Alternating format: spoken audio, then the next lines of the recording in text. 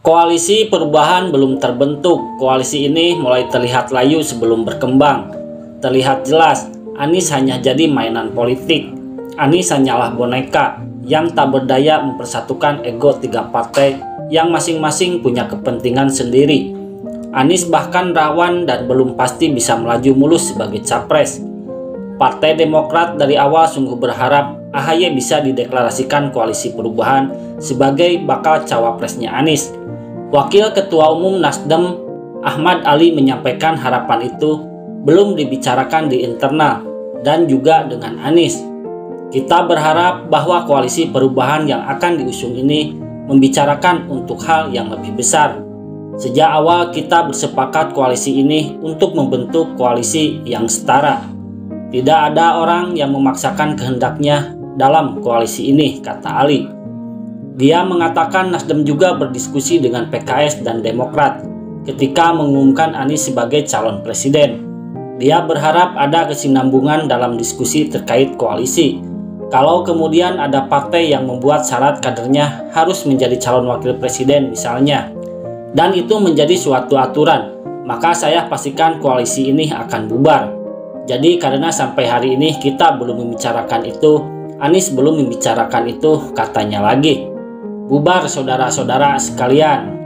Silakan mereka ngotot masing-masing. Demokrat ngotot AHY harus jadi cawapres.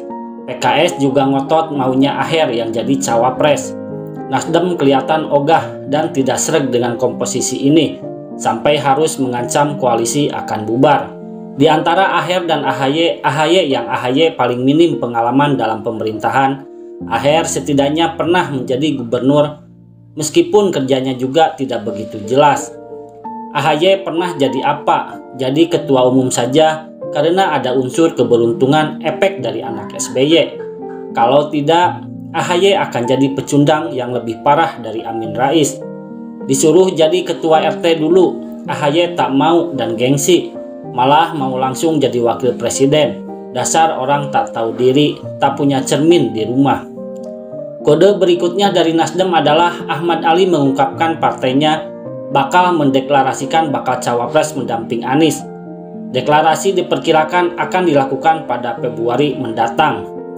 Deklarasi Februari, jadi Nasdem akan deklarasi Anies dengan pasangannya. Entah dengan partai apa itu saya nggak tahu. Februari, tapi saya tidak tahu dengan partai apa, kata Ali. Yang menarik adalah Ali mengaku belum dapat memastikan apakah Nasdem akan menggelar deklarasi bersama koalisi perubahan. Bisa saja deklarasi dilakukan dengan partai politik di luar koalisi perubahan.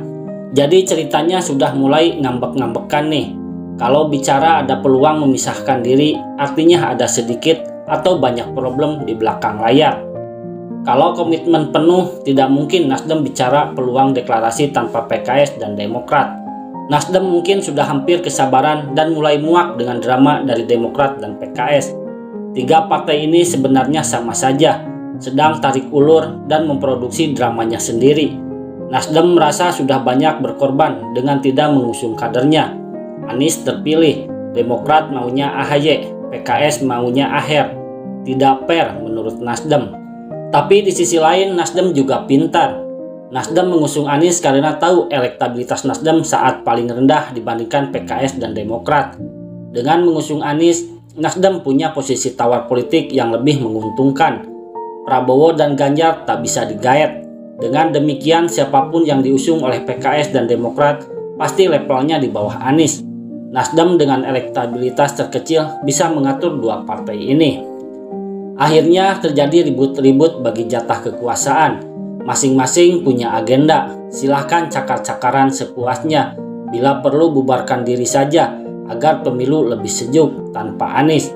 Pendukungnya bakal banyak yang nganggur, setidaknya pemilu lebih adem dan tidak parah. Di belakang Anies ada kelompok intoleran merangkap salesman agama yang haus omset.